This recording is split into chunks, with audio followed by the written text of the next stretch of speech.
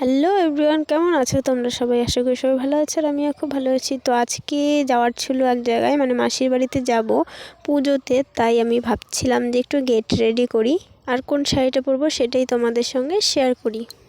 So ব্যাপারটা হয়েছে যে এটা আমার মায়ের দেওয়া শাড়িটা, তো এটা আমি পরিনি, একদম নতুন ছিল। তো এই শাড়িটা নিয়ে অনেক কাহিনী আছে, তো একদিন তোমাদের সঙ্গে অবশ্যই শেয়ার করব। তো তার আগে আমি একটু রেডি হয়ে নিই।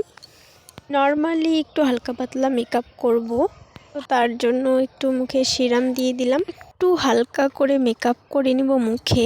আর কি বলবো গাইস, আমি কিছু ফেসে অ্যাপ্লাই করার সময় এতটা টেনশনে থাকি যেই বুঝি আমার ফেসে পিম্পল চলে এলো, না তো র্যাশেস বেরিয়ে গেল।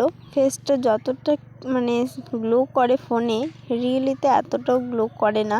সো যাই হোক, আমি বলতে বলতে তোমাদেরকে রেডি হয়ে গেলাম। তো রেডি হয়ে এখন আমি মাসির বাড়িতে যাব। তো কেমন, যাই হোক কেমন হয়েছে ভিডিওটা কমেন্টে জানিও আর চ্যানেলটা সাবস্ক্রাইব করে দিও।